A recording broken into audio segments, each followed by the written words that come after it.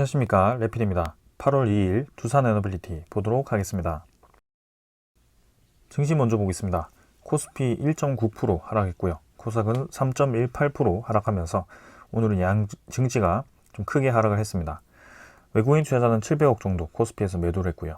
기관 투자자는 6,800억 정도 매도를 하면서 오늘 기관 투자자의 많은 물량이 쏟아졌고요. 거기에 대해서 코스피가 하락을 했습니다. 코스닥은 3,200억 정도 외국인 투자자 매도, 기관 투자자는 2,000억 정도를 매도하면서 양매도가 진행이 되었습니다. 그래서 각각 이제 2,600포인트와 900포인트를 간간히 이제 지키면서 진행이 되었는데요. 오늘 이제 해외 증시도 마찬가지 니케이 2.3% 하락했고 상해종합 1% 가까이 하락을 하면서 전반적인 증시 분위기가 좋지 않았습니다. 아무래도 이제 미국에 대한 그런 신용등급 소식으로 증시가 좀 하락을 한 것 같고요. 지금 이제 미국이 신용등급이 강등이 되었습니다. 내용을 간단하게 보면 피치 국제신용평가사에서 향후 3년간 예상되는 미국의 재정 악화, 그 다음에 국가 채무 부담 증가, 거버넌스 악화 등을 반영해서 미국의 국가신용등급을 AAA에서 AA 플러스로 강등을 했다고 합니다. 그래서 등급 전망은 이제 기존 부정적 관찰 대상에서 안정적으로 변경이 되었는데 결국에 이제 등급 하나가 떨어지는 그런 상황이 발생을 했습니다. 그래서 앞으로 이제 미국에 대한 그런 재무 상태가 불안할 수 있다라는 신호가 지금 나타난 것이고 거기에 대해서 지금 이제 글로벌 증시가 같이 좀 흔들린 것 같습니다. 그래서 2011년 때 한번 내리고 나서 지금 이제 다시 한번 이렇게 하락을 했는데요. 그때는 이제 미국에 대한 주가가 15% 이상 폭락을 했던 그런 상황이 있었는데요. 이번에는 그런 상황과는 조금 다르다라고 생각을 하긴 합니다. 그러나 여전히 그런 이제 재무 상태에 대해서 좀 불안감이 조성이 되고 있기 때문에 이런 증시에 대한 흐름 조금 더 보수적으로 접근을 해 보도록 하겠습니다. 자, 그래서 그동안 이제 좋게 우상향을 하면서 진행이 되었던 그런 분위기가 한 번에 이렇게 또 이제 찍어 눌리면서 진행이 되었고요. 어제는 종고점 넘어가면서 좋은 분위기 이어갔는데 이제 오늘부터 해서 지금 증시가 어떻게 반응을 할 건지에 대해서 조금 살펴보아야 될 것 같습니다. 생각보다 이제 강건하게 이제 버티면서 다시 한번 추가적으로 상승이 나올 수도 있는데요. 아직까지는 지금까지 상승을 좀 많이 진행을 했었기 때문에 거기에 대해서 좀 이제 조정폭이 클 수도 있다라고 생각을 합니다. 그래서 이런 부분을 조금 시간을 두고 살펴보도록 하겠습니다. 월봉 입장에서도 이제 코스피는 완연하게 이제 반등을 했는데요. 사실 지수는 이제 절반 이상 회복을 하지 못했습니다. 전체 하락폭에 대해서는 아직까지 절반 이상 회복을 못했지만 결국에는 지금 상황에서 좀 좋지 않은 방향으로 틀었고요. 여기서 이제 금리 인상이 마무리가 되고 금리 인하가 시작되는 그 시점을 좀 보았지만 지금 이제 미국에 대한 재무 불안감이 좀 확산이 되면서 단기간에는 조금 내려갈 수도 있겠다라는 생각이 듭니다. 코스닥도 지금 3% 가까이 하락을 했고요. 아무래도 이제 상승폭이 강했던 만큼 하락폭도 클 수 있다라고 말씀을 드렸는데 확실히 이제 좀 코스피보다 빠르게 지금 하락을 하고 있습니다. 여전히 21선을 지키고 있지만 추가적인 하락이 나왔을 때는 조금 더 크게 하락할 가능성이 커 보이고요. 코스닥은 이 특정 테마 위주로의 쏠림이 심했기 때문에 수급 쏠림이 심했기 때문에 지금 이 하락은 충분히 이해가 됩니다. 자, 그래서 코스닥 위주로 조금 조심을 해야 될 것 같고요. 지금 이런 이 하락하기 좋은 시장이 다가왔을 때는 그동안 빠르게 올라갔던 종목들 위주로 좀 크게 떨어질 가능성이 있어 보입니다. 자, 그러나 이 외국인 투자자는 크게 매도는 하지 않았고요. 기관 투자자 위주로, 특히 이 금융 투자 위주로 단기 물량이 쏟아졌기 때문에 아직까지는 증시 전체가 패닉 상태다라고 보기는 어렵습니다. 그래서 내일 시장, 이번 주 시장 한번 살펴보면 될 것 같고요. 이 코스닥도 마찬가지. 일단은 외국인 투자자, 기관 투자자 지금 이틀 정도 매도를 했는데요. 확실히 이제 코스피보다 외국인 투자자가 이 코스닥에서 좀 빠져나가고 있긴 합니다. 그래서 코스피와는 조금 다르게 보이기도 하고요. 이대로 이제 차익 실현성 물량이 쏟아지면서 저런 이제 위험성에 대비를 한다면 코스피보다 크게 떨어질 가능성이 있어 보입니다. 자, 그래서 그런 부분 좀 생각을 하면서 투자를 임하시면 될 것 같습니다. 환율은 아무래도 시장이 좋지 않다 보니 6원 정도 상승을 했고요. 1296원으로 마무리가 되었습니다. 0.5% 정도 상승을 했고요. 그래서 바닥 라인을 이제 다지면서 다시 한번 반등을 하고 있는 상황입니다. 21선 돌파하고 61선 이제 저항을 받고 조금 이제 사이에 갇혀 있는 모습인데요.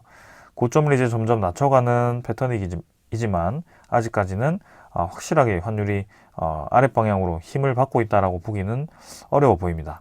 그래서 고점 한번 찍고 저점을 한번 찍고 왔다 갔다 하면서 진행이 되고 있는데, 시장 상황이 좀 불안해지다 보니 다시 한번 환율이 또 올라가는 그런 모습이 나와주고 있습니다. 그래서 1,300원을 다시 돌파를 하면서 좀 올라가긴 하겠지만 뭐 적정 수준 지키면서 또 이제 횡보를 하지 않을까라는 생각입니다. 지수 선물은 미국 증시 뭐 생각보다 지금 크게 떨어지지는 않고 있습니다. 그러나 장이 시작해봐야 이제 알 것 같고요. 마지막까지 이제 추가적으로 이제 밀어버리면서 좀 크게 하락을 할지 아니면 또 없었던 일처럼 또 빠르게 반등을 할지는 한번 지켜보겠습니다. 지금까지 이제 나스닥과 다우가 상당히 강했기 때문에 이번에도 좀 강하게 지지를 해줄지 지켜보겠습니다. 그 다음에 유럽 증시고요. 유럽 증시도 0.8% 정도 하락을 하면서 아직까지는 잘 버티고 있습니다. 그래서 아시아 증시가 좀 많이 하락을 했는데 지금 유럽 증시와 미국 증시 잘 선방을 해준다면 뭐 크게 무리 없이 넘어갈 수도 있을 것 같습니다. 일단 내일 시장 한번 살펴보겠습니다. 채권금리는 급등을 했습니다. 4% 가까이 지금 이제 올라가주면서 지금 잠깐 이제 떨어지긴 했지만 확실히 이제 힘을 받아서 올라가주고 있습니다. 그래서 4%대로 다시 진입을 했고요. 국채금리가 추가적으로 올라가면서 이 전고점을 이제 돌파를 한다면 이제는 5년 내에 거의 최고 수준으로 국채금리가 치솟는 상황입니다. 아무래도 국채 발행이 많이 되다 보니까 이 국채금리 가격도 같이 올라가는 것 같고요. 환율과 좀 같은 방향으로 좀 진행되다 보니까 같은 지표로 좀 참고를 하고 있는 상황입니다. 자, 일단은 경제 지표들이 좀 위험 자산으로 쏠리다가 다시 한번 저런 이제 소식들이 하나씩 시발점이 되면서 또 이제 좋지 않은 소식들이 쏟아질지 그런 것들 한번 주의 깊게 살펴보도록 하겠습니다. 자, 오늘 이 정도로 증시 보았고 종목으로 넘어가겠습니다. 두산에너빌리티 보겠습니다. 190원 상승해서 1.09% 상승했고요. 17,690원으로 마무리되었습니다. 자, 오늘은 이제 장 초반에 조금 상승을 하면서 18,000원 위로 좀 올라갔다가 후반으로 갈수록 좀 이제 밀리면서 진행이 되었는데요. 그러나 사실 오늘 두산에너빌리티를 비롯한 이 원자력 테마 관련 종목들이 다 같이 상승을 좀 강하게 했었습니다. 증시에 대한 분위기가 오늘 많이 좋지 않았고요. 1.9%, 코스피가 2% 가까이 하락을 했음에도 불구하고 지금 이제 관련 테마들은 모두 상승으로 마무리가 되었습니다. 그만큼 오늘 강하게 진행이 되었다라는 모습이고요. 지금 이제 8월 2일부터 새로운 장이 지금 열리면서 서서히 좀 반전이 되는 그런 모습이 나와주고 있습니다. 자, 그래서 7월 말까지는 계속 또 이제 눌러주는 그런 움직임이 나오다가 8월달 들어서 좀 이제 힘찬 양봉이 나왔는데요. 특히 거래량이 좀 실리면서 좀 올라가주는 모습이었는데 아쉽게도 윗꼬리를 달면서 진행이 되었습니다. 자, 일단 호가창을 보시면은 시간의 거래도 어제보다 좀 많이 증가해서 뭐 10원 정도 하락했지만 거의 보합이라고 보면 될 것 같고요. 넘어가고 거래량이 이제 1085만 주 정도로 전날 대비해서 3배 정도 증가를 했습니다. 그래서 거래량이 증가하면서 좀 이제 상승폭이 컸다라는 점에서 좀 의미가 있었는데 오늘 아쉽게도 장 분위기가 너무 좋지 않아서 밀리면서 진행이 되었습니다. 자, 그러나 이전에 이제 하락을 계속 진행을 하다가 결국에는 어느 시기가 지나고부터는 상승을 계속 시작할 수 있다라고 제가 말씀을 드렸는데요. 지금까지 두산에너빌리티의 패턴과 굉장히 유사하게 또다시 반등을 하고 있습니다. 그래서 5일 정도 사실 뭐 크게 반등을 하지 않았지만 1%, 0%, 뭐 3% 이렇게 조금씩 주가를 또 반등을 시키고 있는 상황이고요. 지금 이제 거래도 조금씩 실어주면서 상승 방향으로 다시 주가를 밀어놓고 있습니다. 자, 그래서 이렇게 윗꼬리가 달린 네, 거래가 실리면서 윗꼬리가 달린 양봉은 저는 분명히 이제 이 윗꼬리를 채워주는 양봉이 추가적으로 나올 거라고 생각하고 있고요. 이번 주 장 분위기에 따라서 두산 에너빌리티에 대한 상승이 좀 더 강하게 진행될지 아니면 약하게 좀 횡보를 할지 뭐 그 정도가 결정이 되지 않을까 싶습니다. 오늘은 사실 기술적으로 보았을 때도 자리가 괜찮았거든요. 이 60일선을 계속 받치면서 횡보를 하던 그 주가가 21선을 만나는 그 수렴 구간에서 거래량을 터뜨리면서 이렇게 뻗어 나갔었기 때문에 사실 이대로 좀 더 힘있게 치고 나갔으면 상당히 그림이 괜찮은 모습이었습니다. 자, 그러나 아쉽게 밀리긴 했지만 이번 주 조금 더 강하게 밀어붙여서 이 윗꼬리를 메워주는 그런 움직임이 나왔으면 하고요. 그렇게 된다면 다시 이제 이 아래 구간을 이제 지지를 해주고 올라가는 격이기 때문에 이 19,000원, 20,000원 수준을 도전할 가능성이 굉장히 큽니다. 그래서 첫 번째, 두 번째, 이제 세 번째, 네 번째 도전을 하는 상황에서 네 번째 도전에서는 과연 이제 뚫어 나갈 것인지를 지켜보면 되겠습니다. 그래서 장기적인 이평선들이 모두 상승으로 계속 진행돼주고 있기 때문에 천천히 진행되고 있고요. 이번에는 하락을 계속 진행했음에도 불구하고 이전에 우리가 보았던 16,000원 수준, 15,000원 수준을 도달하지 않았습니다. 그래서 그 도달하지 않고 그대로 이제 반등을 시키는 모습이고요. 네, 느리긴 하지만 저점을 계속 높여가는 움직임이 이어지고 있고 제가 말씀드렸듯이 횡보하는 데는 시간이 오래 걸리더라도 올라가는 데는 시간이 크게 오래 걸리지 않을 수 있다라고 계속 강조를 드렸습니다. 그래서 그 시기가 이제 다가오는 것인지 한번 살펴보겠습니다. 자, 그래서 일단 일별 차트는 이 정도로 다 보았고요. 네, 이번 주 흐름, 다음 주 정도 옵션 만기 전까지 흐름을 한번 살펴보겠습니다. 자, 월봉은 이제 8월 달부터 양봉이 시작되었고요. 20월봉선 좀 힘차게 뻗어 나갔으면 했지만 조금 이제 걸치면서 진행되었습니다. 시기상으로는 이제 좀 거래를 터뜨리면서 양봉을 길게 뽑아주는 모습이 이제 월봉 입장에서 상당히 좋은 그림이 그려지는데요. 이번 달은 개인적으로 조금 기대되는 시기이기도 합니다. 그래서 거래량과 그런 흐름을 계속해서 주시를 하겠습니다. 투자 수급을 보시면 오늘 눈에 띄는 수급이 있죠. 기관 투자자는 7만 주 매수를 했지만 외국인 투자자가 111만 주를 매수를 하면서 다시 한번 외국인 투자자에 대한 매수세가 이어지고 있습니다. 어제도 이제 16만 주를 매수했지만 마지막에 집계가 되었을 땐 48만 주를 매수했고요. 오늘도 그 2배 정도를 매수를 하면서 다시 이제 8월 달 들어서부터 외국인 투자자가 매수를 시작합니다. 7월 31일까지 계속 이제 주가를 눌리면서 또 매도를 늘리면서 공매도를 늘렸던 그런 외국인 투자자가 8월 1일부터 다시 한번 그 움직임이 변화되기 시작했고요. 이전에 우리가 보았던 것처럼 특정한 기간, 이 월 말이라든지 옵션 만기를 기점으로 해서 계속 또 주가가 떨어지거나 올라가는 경향을 보았을 때 이번에 이렇게 매수가 들어오기 시작했다는 것은 8월 달에 대한 움직임이 굉장히 좋을 수 있다라고 생각을 하거든요. 자, 그래서 장이 좀 분위기가 더 좋았으면 좋겠지만 일단은 이번 주 흐름, 다음 주 옵션 만기까지 한번 이 외국인 투자자에 대한 수급 계속해서 주시를 한번 해보겠습니다. 자, 그 다음에 보험 투자는 3만 주 매수했고요. 투시는 2만 3천 주, 연기금 투자자는 7만 3천 주를 매수하면서 자, 이틀 연속 또 연기금 투자자 매수를 진행해 주었고요. 이렇게 중간중간에 매도를 하지만 결국에는 이 매수했던 물량을 토하지 않고 계속 모아가고 있는 그런 상황입니다. 투신도 사실 뭐 큰 움직임이 없는 상황이고요. 보험은 조금씩 매수를 해주고 있는 상황입니다.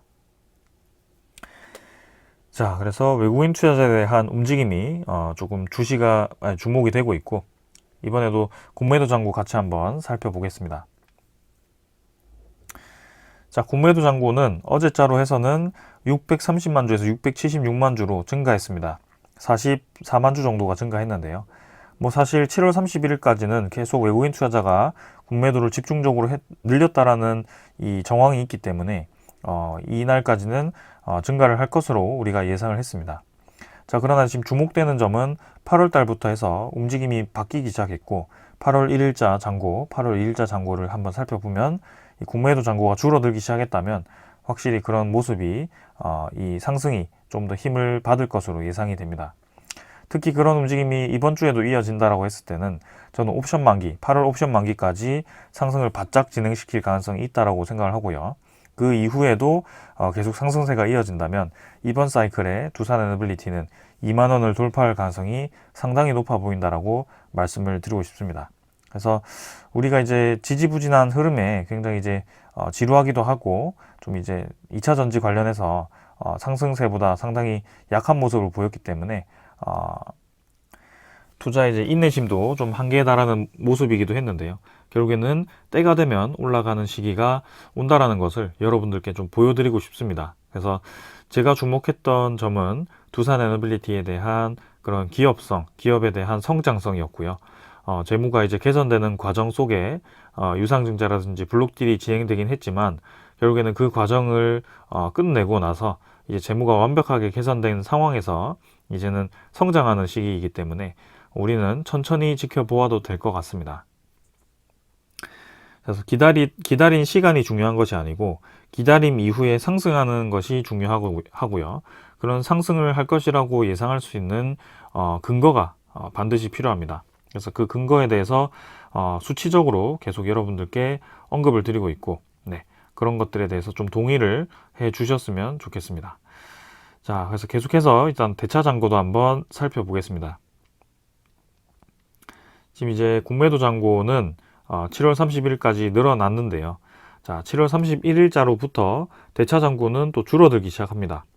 자, 그래서 8월 1일자로도 줄어들었고 8월 2일자 오늘도 111만 주가 상환이 되면서 최근에 40만 주 대비해서 상환이 더 많게 되면서 대차 잔고가 한 70만 주 가까이 줄어들었습니다. 그래서 1880만 주까지 대차 잔고가 감소를 했고요.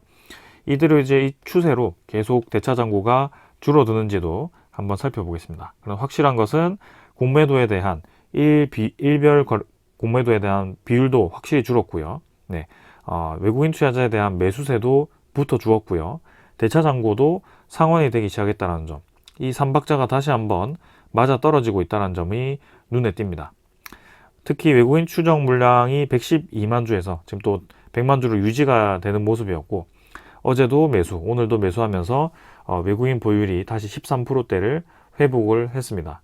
그래서 이런 매수세가 꾸준히 또 이어지는지 그런 것들 한번 살펴보겠습니다. 오늘도 거래원을 보시면 장 초반에는 신한증권이 아주 대량으로 매수하는 것을 볼 수 있었습니다. 그래서 신한증권이 또 공매도를 상환하면서 매수를 진행을 하고 있다는 것을 좀 느꼈고요. 그동안 이제 최근 20일 동안의 집계를 보면 모간서울 신한증권 JP모간이 합쳐서 한 500만 주 가까이를 이렇게 매도를 했는데 아마 공매도 잔고도 그만큼 늘었을 겁니다. 근데 지금 8월 달부터 다시 한번 이 신한증권에 대한 매수세가 또 이어지고 있는 모습이고 전날에도 보시면 JP모간이 이제 매수를 시작합니다. 그래서 오늘자부터 해서 계속해서 JP모간, 모간서울, 신한증권이 다시 매수로 붙어주는지 그런 것들 한번 살펴보겠습니다.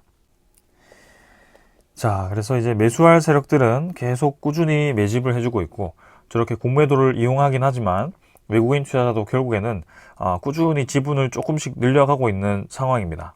그래서 그런 것들을 생각해 본다면 지금 이 횡보 구간, 지루한 횡보 구간을 이어가는 동안 개인 투자자를 제외한 나머지 세력들은 모두 매수를 한 상황이거든요. 그래서 횡보를 오랫동안 하는 과정에서 많은 물량을 매집을 했다면 이제는 큰 상승이 나왔을 때 이득을 보는 시나리오는 충분히 나올 수 있습니다. 그래서 그런 이 관점에서 본다면 우리도 그런 일반적인 개인 투자자들이 아닌 장기 투자에서 장기 투자 접근으로 진행을 하고 있는 거고요. 그런 구간에서 계속 매집을 하고 있다라고 생각을 하시면 되겠습니다. 그래서 그 구간이 이제 끝나는 순간 분명히 이제 우리가 기다렸던 상승이 나올 것으로 생각이 되고 한번 그 시기를 기다려 보겠습니다. 자, 그래서 이 정도로 이제 기술적인 부분 다 말씀을 드렸고요. 오늘 전해드릴 소식들 좀 가져와 봤습니다. 자, 먼저 전해드릴 소식은요. 두산 에너빌리티를 이제 수소 관련해서 지자체 수소 산업 육성 강화에 대해서 지금 이제 주목을 해야 된다라고 하나증권에서 이렇게 분석을 했습니다. 그래서 하나증권 리서치 센터 글로벌 투자 분석팀은 이날 낸 하나그루아이라는 보고서에서 포항 수소 연료전지 클러스터 구축 사업이 예비 타당성 조사를 통과했고, 제주도도 그린 수소 생산기지 구축 사업을 추진한다라고 합니다. 그래서 이런 테마로 이제 수소를 주목을 했고, 거기에 있어서 하나솔루션, 두산에너빌리티, 효성중공업, 두산퓨얼셀, 일진하이솔루스, 뭐 이렇게 범한퓨얼셀, 세종공업 이렇게 꼽았다고 합니다. 그래서 두산에너빌리티가 가스터빈, 해상풍력, 원자력 발전, 그 다음에 소형 모듈 원전을 제외하고도 이렇게 수소 관련 테마로 엮이기도 합니다. 2차전지, 폐배터리 리사이클링도 지금 포함이 되어 있고요. 사실 그렇게 큰 사업이 6개 정도가 있는 상황인데 이렇게 수소 관련해서도 주목을 해야 한다라고 되었습니다. 그래서 아마 그린 수소 생산기지, 그죠? 그린 수소라는 것은 해상 풍력을 이용해서 그 수전의 분해를 통한 수소 생산인데요. 그 기술을 아마 두산에너빌리티도 연구를 하고 있는 것으로 알고 있고, 네, 원자력 발전을 통한 수소 생산도 검토를 하고 있는 것으로 알고 있습니다. 거기에 지금 두산에너빌리티는 직접 이제 효성중공업, SKENS에 이어서 우리나라의 액화수소를 생산하는 그런 최초의 기업이 되었기 때문에 분명히 이제 수소 관련 테마로 주목을 받고 있는 겁니다. 그리고 수소 연료전지 관련해서도 두산퓨얼셀이 자회사로서 든든한 역할을 해주고 있기 때문에 앞으로 시장이 성장한다면 분명히 지금 성장을 할 수 있을 거라고 생각을 합니다. 자, 그 다음에 이제 원전에 대한 전성기가 돌아왔다라는 소식이 있는데요. 거기에 대해서 건설사들이 준비를 하고 있다라고 합니다. 이번에도 신한울 3, 4호기 건설 관련해서 이제 주기기, 보조기기 이외에 그런 주 설비를 이제 지어야 되는 상황인데, 거기에 세 컨소시엄이 나왔습니다. 그래서 첫 번째는 현대건설, 두산에너빌리티, 포스코 ENC고요. 두 번째는 아마 삼성물산, GS건설, DLENC였던 것 같습니다. 세 번째는 대우건설과 금호건설, 그 다음에 하나가 이제 기억이 잘 안 나는데요. 그렇게 이제 세 개씩 짝을 지어서 지금 이제 준비를 하고 있는데, 이제 그 국내 사업 이외에도 해외 사업이라든지 아니면 국내의 추가 원전 건설에 대해서 준비를 하는 모습인 것 같습니다. 자, 그래서 내용을 보시면 현대건설도 최근 뉴에너지 사업부를 신설하고 기존 플랜트 사업본부에서 독립한 조직으로 대형 원전과 소형 모듈 원전, 신재생에너지 사업을 담당하도록 이렇게 사업부를 하나 신설을 했고요. 삼성물산도 마찬가지입니다. 에너지 솔루션 사업부를 신설하고 원전 및 SMR 영업을 담당하는 원전 영업 그룹을 설치를 했습니다. 그만큼 지금 대기업들이 지금 대형 원전이라든지 SMR, 그 다음에 신재생에너지에 대한 사업을 굉장히 성장성이 있는 시장이라고 생각을 하고 있는 것 같고요. 거기에 지금 준비를 하고 있는 것 같습니다. 그러나 거기에서 가장 준비가 잘 되어 있는 두산에너빌리티가 저는 수혜를 크게 볼 것으로 기대가 되고 있고, 그 시기가 2024년부터 좀 가속화될 것으로 예상이 됩니다. 그래서 주가가 지금 올해 하반기부터 움직일지 아니면 조금 더 시간을 두고 움직일지는 모르겠지만 분명히 시간이 지날수록 기업에 대한 상황은 좋아진다는 것은 확실하게 생각을 합니다. 또 하나 이제 기대되는 것 중에 하나가 정부가 2024년에서 2038년에 적용될 11차 전력 수급 기본 계획을 이제 빠르게 앞당기겠다라고 얘기를 했고요. 그게 이제 연내에 그런 대충 방향이 나올 것 같습니다. 그래서 연내에 아무래도 국내 신규 원전 건설에 대해서 공식화가 될 가능성이 커 보이고요. 거기에 대해서 이 관련 테마들이 분명히 한번 힘을 받을 것으로 또 기대가 됩니다. 자, 해외 관련해서는 어제도 이제 소식이 나왔었는데요. 웨스팅하우스가 이제 소송을 계속 이어가고 있습니다. 그게 이제 어제 날짜로 해서 지금 시작을 했는지 모르겠지만 사실 5월 달부터 좀 불협화음이 들리기도 했거든요. 근데 제가 이전에 영상에서 이 내용을 한번 전체적으로 정리를 해드렸던 적이 있습니다.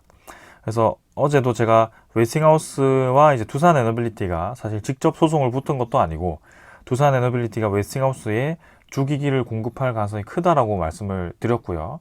그 웨스팅하우스가 두산 에너빌리티 이외에 대체할 수 있는 기업이 사실 거의 없다라고 보시면 된다라고 말씀을 드렸습니다. 그래서 거기에 대해서 좀 추가적인 보완 설명이 이전에 제가 말씀을 드렸지만 혹시 못 보신 분들을 위해서 다시 한번 짚고 넘어가려고 합니다.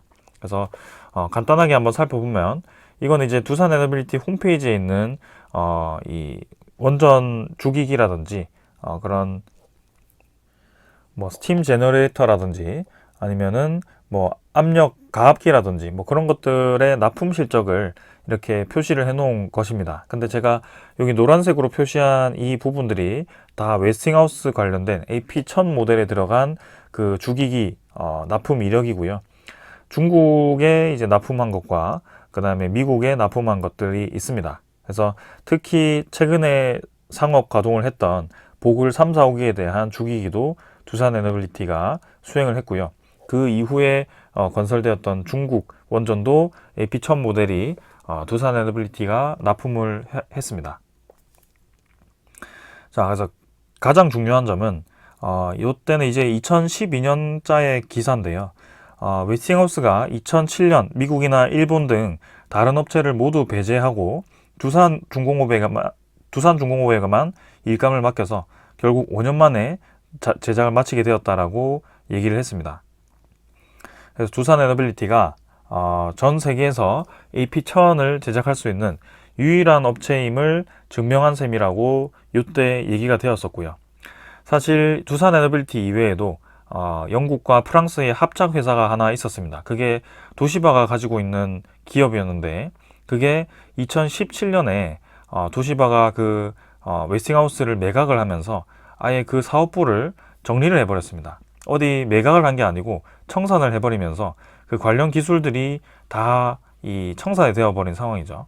그래서 사실상 웨스팅하우스의 이 AP1000 모델의 주기기를 제작해 본 경험이 있는 이 기업은 두산 에너빌리티가 유일무이하다라고 말씀드릴 수 있습니다.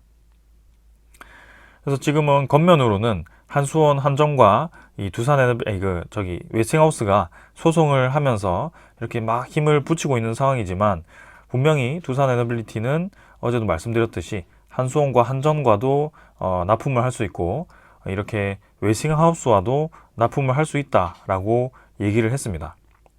그래서 웨스팅하우스가 2022년 8월에 이렇게 사장단을 이끌고 직접 이 우리나라에 방문을 해서 한국과의 협력이 절실하다라고 얘기를 하는 상황이었는데요.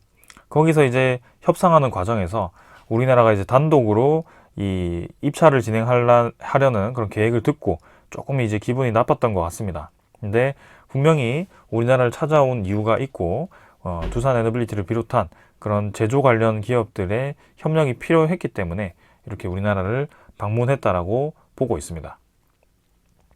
그리고 한 가지 더는 이제 폴란드 원전 이번 7월 달에 가서 MOU 체결을 했었는데요. 사실 겉면으로는 BHI가 웨스팅하우스와의 협력을 한다라는 얘기가 있었습니다. 그러나 그 기사와는 좀 다르게 이 BHI는 퐁트누프 원전 사업의 원자력 기기 공급이라는 MOU 체결을 했었고요. 근데 대우건설과 두산 에너빌리티는 신규 원전 건설 관련 협력으로 이 퐁트누프 원전이라는 한 곳에 집약된 게 아니고 조금 더 확장된 의미로 협약을 했다라고 저는 생각을 합니다. 그래서 사실 이제 이 락핀이라든지 파멧 그다음에 이거는 엘버드인가요? 이렇게 이제 세 기업에 대해서 조금 더 웨스팅하우스와의 MOU 체결 관계를 제가 찾아보려고 했지만 그 내용을 찾아볼 수는 없었습니다. 그러나 분명히 빠른 시일 내에 이 두산 에너빌리티와 대우건설은 이 웨스팅하우스와의 협력 관련 소식이 들려오지 않을까 싶고요. 특히 현지 기업들이 웨스팅하우스가 아무래도 이 폴란드 원전의 건설을 할 때 현지 기업과의 협력이 중요하기 때문에 또 현지 기업과 두산 에너빌리티, 대우건설, 그다음 웨스팅하우스와의 그런 이제 협력 관계가 형성이 될 가능성이 충분히 있다라고 생각을 합니다. 자, 그래서 향후 이제 2026년에 웨스팅하우스와의 그런 폴란드 원전 3기가 착공이 될 건데요. 그 2026년이 착공이 된다라고 했을 때는 주기기는 보통 2, 3년 전에는 발주가 시작되어야 됩니다. 그래서 2024년 초 혹은 올 하반기에 이 웨스팅하우스와의 그런 이 주기기 발주 관련 소식이 들려올 가능성이 있어 보이고, 특히 두산 에너빌리티가 거기에 수혜를 받을 가능성이 있어 보인다라고 말씀을 드립니다. 그리고 아까 말씀드렸던 이 도시바가 청산한 그 기업은 뉴젠이라는 기업이고요. 영국의 원전 회사입니다. 공교롭게도 웨스팅하우스도 사실 영국이 태생인 그런 원전 기업이고요. 네, 그렇게 웨스팅하우스의 AP1000을 할 수 있는 기업이 이렇게 청산이 되는 모습이었습니다. 자, 그래서 그러면 두산 에너빌리티는 그렇다 치고, 사실 우리나라 입장에서도 그렇게 수주를 단독으로 하게 되면 두산 에너빌리티가 사실 웨스팅하우스에 납품하는 것보다 조금 더 크게 많은 일감을 얻을 수도 있습니다. 네. 그리고 지금 웨스팅하우스가 포함되지 않은 이 원전 프로젝트들도 있거든요. 그 대표적인 이 프로젝트들이 사우디 원전과 카자흐스탄 원전입니다. 이 사우디 원전 같은 경우는 이 중국과 한국이 2파전을 하고 있는 상황이고요. 지금 이제 사우디가 이제 미국과 좀 이 외교 상황을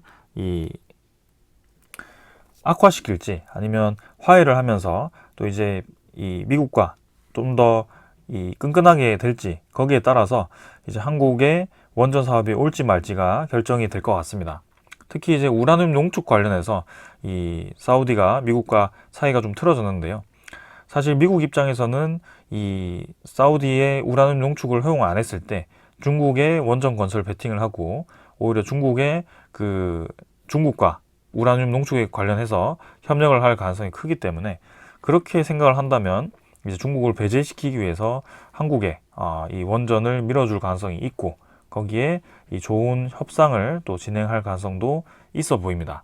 그래서 지금 이제 한중 2파전으로 진행이 되고 있고 1400메가와트 규모의 2기 건설을 추진하고 있기 때문에 분명히 이제 한수원의 모델이 유력합니다. 그래서 이런 프로젝트들이 진행되기 위해서는 분명히 웨스팅하우스의 그런 허가가 있어야 되는 상황인데요. 네, 이렇게 이제 미국 정부 차원에서도 조금 골치가 아픈 상황에 웨스팅하우스 단독으로 우리나라에 수주를 맡기는 쉽지는 않을 것 같습니다. 그리고 이 카자흐스탄 사업도 마찬가지입니다. 조만간 결정되는 부분이 있는데, 지금 이제 한수원과 러시아 로사톰, 중국 CNNC, 프랑스 EDF 이렇게 4파전으로 진행이 되고 있는데요. 사실 프랑스 EDF는 건설 비용이 비싸기 때문에 우리나라를 배제를 한다면 러시아와 중국이 가져갈 가능성이 상당히 높습니다. 그래서 우리나라의 그런 수출을 할 수 있도록 허가를 해줘야 되는 상황인데요. 이런 큰 프로젝트들이 많기 때문에 웨스팅하우스도 계속 저렇게 소송을 이어갈 수는 없을 거라고 생각을 합니다. 자, 그래서 어제는 단독 기사로 하나 이제 소식이 나오긴 했지만, 사실 중재된 지도 꽤 시간이 흘렀을 수도 있거든요. 그래서 그런 것들을 좀 생각하면서 한번 지켜보겠습니다. 결론적으로는 웨스팅하우스도 단독으로는 계속 우리나라를 이렇게 제재를 할 수는 없다. 미국 입장에서도 러시아, 중국을 견제하기 위해서는 한국의 원전 제조 기술이 필요하다라는 것이고요. 그 다음에 웨스팅하우스 단독으로 많은 원전을 제조할 수 없기 때문에 우리나라에서 이 AP1000을 제작해본 두산 에너빌리티가 분명히 웨스팅하우스와 협력할 가능성이 상당히 높다라는 점이고, 네, 그런 수주권들이 계속해서 협력으로 이어진다면 앞으로 발생할 수 있는 시장의 많은 주기기와 건설을 두산 에너빌리티가 진행할 가능성이 커 보인다라고 결론을 짓겠습니다. 자, 그래서 오늘 웨스팅하우스에 대한 소식은 이 정도로 좀 정리를 하고요. 앞으로는 좀 좋은 소식으로 다가올 수 있도록 한번 계속 찾아보도록 해보겠습니다. 자, 오늘은 이 정도로 하고 마무리하고요.